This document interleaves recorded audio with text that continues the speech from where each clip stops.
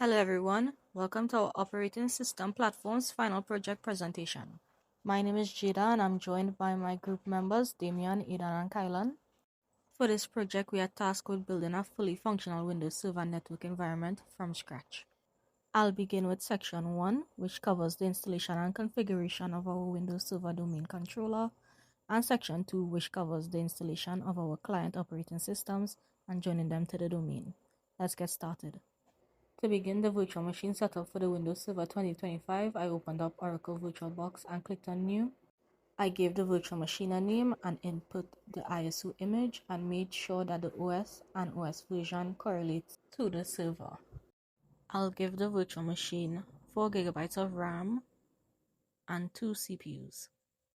This virtual machine will also have a 60 GB dynamically allocated disk size. Once done, I'll click on Finish. I'll open the virtual machine settings and go to Network and set the network adapter to internal network. This is to ensure that our server and clients are all on the same isolated virtual network. I'm not using NAT because NAT would isolate each machine from the others, preventing domain joins and DHCP from working. I'll start the virtual machine to begin the installation. When setting up, I'll select Windows Server 2025 Standard with desktop experience. I'll install the server on the 60 GB dynamically allocated disk. Everything has been set up the way that I like, so I click install. After the installation, the virtual machine will restart. I'll set an administrator password. The server is installed. I'll select input keyboard, insert Ctrl Alt Delete, and I'll enter the administrator password. The first step I'll take before installing any server roles is to rename the computer. I'll click on local server, computer name. I'll click on change and change the name to DC-01. Before restarting and promoting the server to our domain controller, we need to give it a static IP address. Continuing on the local server page, click on Ethernet IPv4 address. Right-click Ethernet and I'll head over to Properties. I'll go to Internet Protocol version 4 Properties.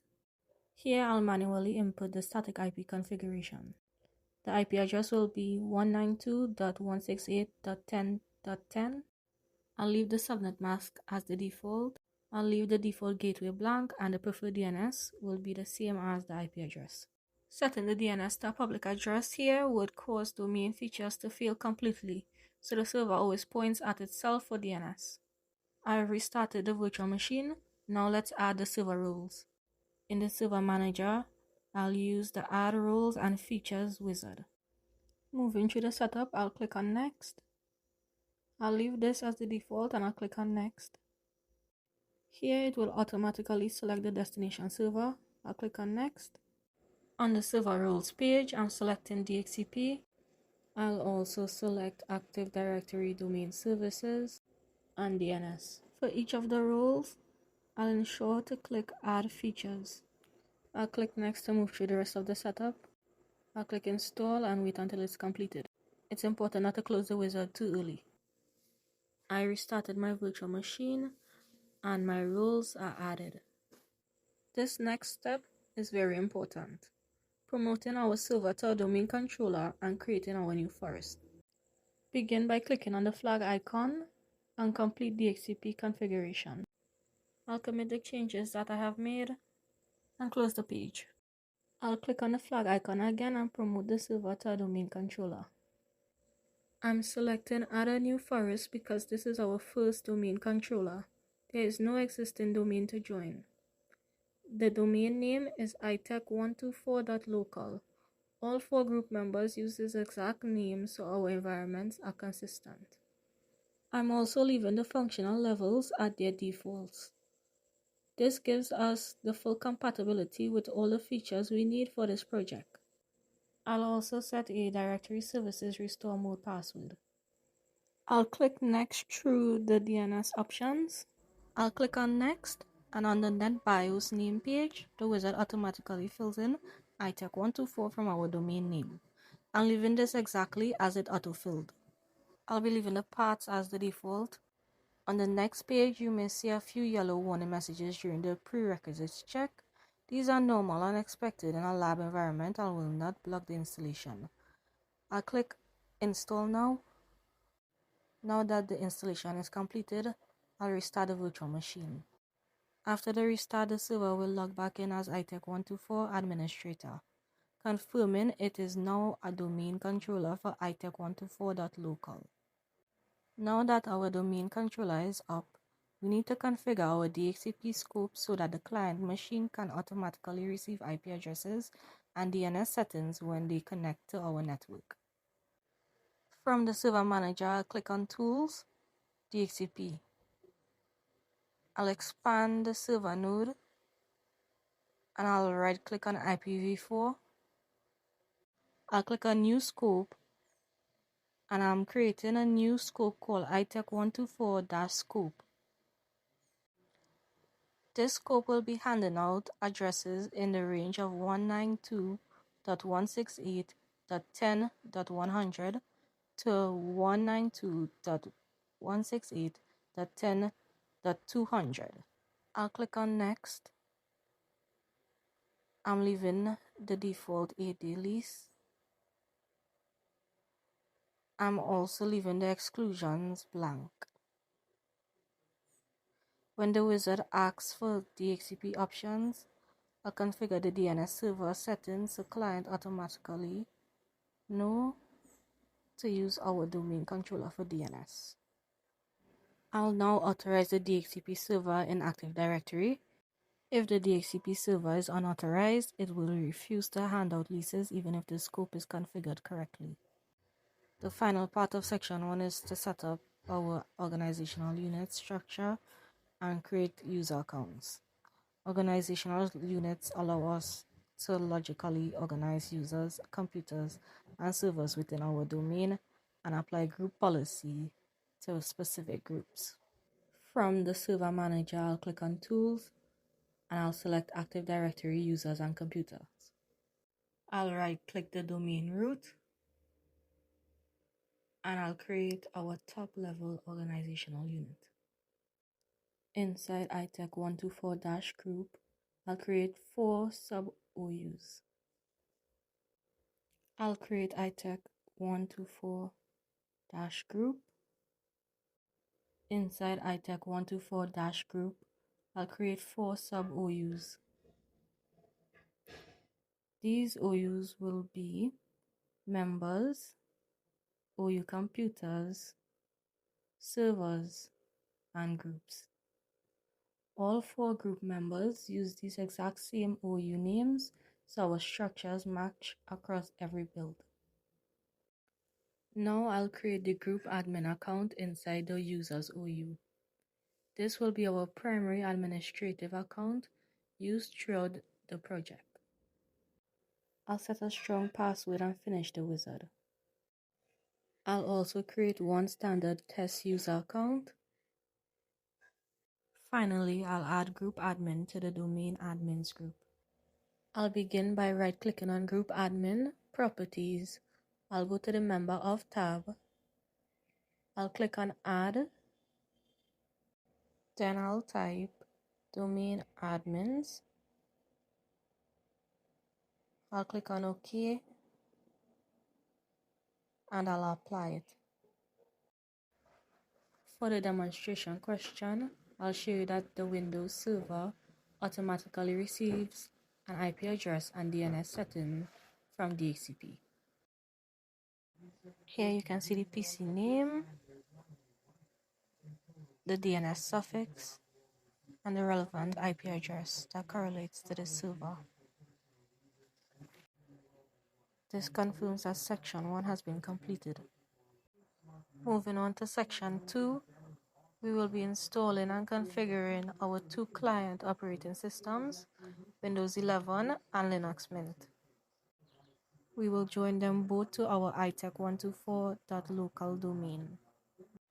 I have my client machine up and running with Windows 11. As you can see, I have a normal user account as of right now. Let's change the name of the computer, Windows R, and I type sysdm.cpl. I'll click on change and I'll rename this computer. Once I'm finished renaming it, I'll click on OK. Before restarting the virtual machine, I'm going to join the domain. On the same screen, I'll click on domain and I'll enter the domain ITEC124.local and I'll click on OK. When I clicked on OK, the Active Directory domain controller could not be contacted. This is because I did not set up the internal network. So I'll go to Settings, go down to Network, and switch this over to Internal Network. Now I'll click on OK. I'll try to join the domain again, and it will prompt for my credentials. I'll use the group admin account, which has domain admin rights. Now you can see I have successfully joined the domain. Now it will prompt us to restart the virtual machine, to restart the computer. So I'll go ahead and restart the computer. It has restarted. So let me show you that this PC is now a member of ITEC124.local. As you can see, I can now log in as group admin. And on the desktop, you can see that the user is group admin. I'll be joining the domain on a Linux client as well. I've already set up my Linux client. I'll go to Settings, I'll go to Network, and I'll select Internal Network, and I'll click OK. All my virtual machines are connected by internal network. I'll start up the virtual machine, and I'll begin the joining process. So firstly, I'll confirm that this computer is on the same network as the domain controller. I typed IP space A, and we can see that the computer has an IP address in our range from DHCP. To join a Windows Active Directory domain from a Linux machine, we require a few additional packages. I've already installed these packages, but I'll still run the prompt. With the packages installed now, I'll use realm discover to confirm our domain is reachable before attempting to join it. The output confirms ITEC124.local is detected as an Active Directory domain. Now I'll join it using the group admin account. I typed sudo realm join itec124.local-u administrator and I ran it. I'll enter the password when prompted. If the command completes with no error message, the join was successful. I verified that it was successful by running realm list, and we can see ITEC124.local listed with a configured status of Kerberos member, confirming that the computer is now a member of our Active Directory domain. I'm back on my server right now, and I'm going to show you that the PC has joined. So I'll head over to computers and I'll refresh, and you can see that the Linux PC is here. So I'll move it into my OU computers to join my Windows client. You can see that my Linux PC and my Windows PC are in OU computers now. For section 2's demonstration question, I need to demonstrate active domain membership on both client machines. I'll begin with my Windows PC. I'm already logged in using my domain user account. I'm currently in PowerShell. Here I will be running dsreg command, that is dsreg cmd/status. Looking at the output, we can see the key field domain joined says yes, This confirms that this PC is actively joined to our ITEC124.local domain.